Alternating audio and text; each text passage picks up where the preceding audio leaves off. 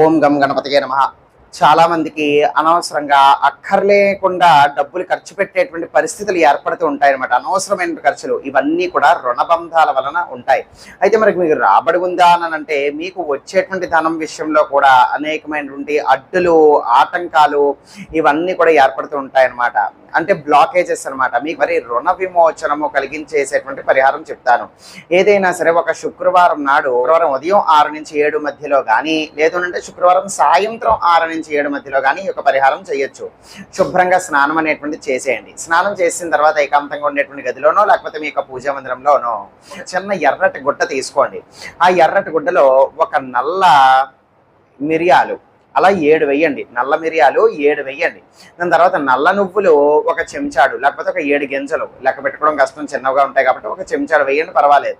వేసిన తర్వాత ఈ ఎర్రటి గుడ్డలో వేశారు కదా, ఇప్పుడు దాన్ని జాగ్రత్తగా టైట్గా మూట కట్టేసేయాలన్నమాట. ఎలా మూట కట్టేస్తారంటే ఆ యొక్క పొట్లాన్ని చక్కగా మడిచి ఇంకొక ఎరుపు రంగు తాడు తీసుకునే దాన్ని కట్టాలి.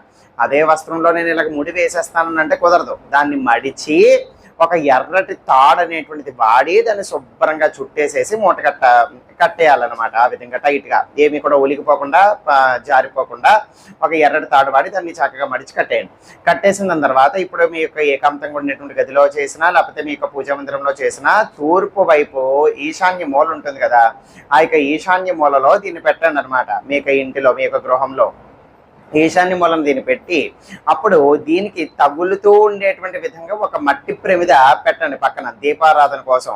అయితే డిస్టెన్స్ కొంచెం దానికి ఒకదానికొకటి తగులుకోకుండా ఉండకూడదు, తగులుకోవాలి. ఆ యొక్క మూట మీరు పెట్టినటువంటి దానికి టచ్ అవుతూ ఉండాలి ఈ యొక్క ప్రమిద. ఆ విధంగా టచ్ అవుతూ ఉండేటువంటి విధంగా ఈ యొక్క ప్రమిదను పెట్టి నల్ల నువ్వులు వేసి చక్కగా ఒత్తి అనేటువంటిది వేసి దీపం అనేటువంటిది వెలిగించండి.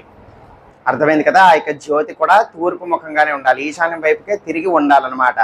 అయితే ఈ విధంగా దీపం అనేటువంటిది వెలిగించండి. ఈ విధంగా వారానికి ఒక్కసారైనా సరే మీరు చేసుకుంటే మీకు అద్భుతమైనటువంటి ఫలితాలు అనేటువంటివి ఉంటాయి. ఇంకా కూడా విశేషమైన ఫలితం కోసం మీరు ఏం చేస్తారు, ఈ విధంగా దీపం అనేటువంటిది పెట్టుకోమని చెప్పాను కదా. ఎప్పుడైతే మీరు దాన్ని మడిచి దారం అనేటువంటిది ఎర్రటి తాడుతో కట్టి మీరు దాన్ని చుట్టేస్తారో, చుట్టేసిన తర్వాత ఆ యొక్క మూటని మీ యొక్క కుడి చేతిలో పట్టుకుని ఓం శ్రీ రుణ విమోచనేశ్వరాయ నమః ఈ మంత్రము కనీసము 21 సార్లు జపం చేయండి. 21 సార్లు కన్నా ఎక్కువ చేసుకుంటానన్నా 108 అయితే చాలా ఉత్తమము. లేదు అంటే కనీసము 21 సార్లు జపం చేసినా సరిపోతుంది. చేసిన తర్వాత అప్పుడు దాన్ని మూల పెట్టి ఆ విధంగా దానికి తాకుతూ ఉండేటువంటి విధంగా ఒక మట్టి ప్రమిద తీసుకుని దీపం అనేటువంటిది వెలిగించండి.